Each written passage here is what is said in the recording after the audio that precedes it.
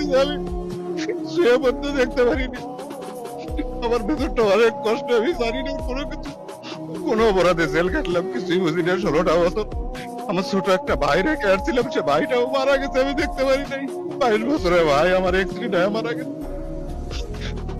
আমার যে কষ্ট এটা আমি কোনোদিন কাছে প্রকাশ করতে পারবো না। এই 16টা বছর আমি কোনোদিনও ফেরত দেবো না। আমার এই মেয়েটারে ছোট্ট আগে আসছে 6 মাস বয়স, আজকে দেখলাম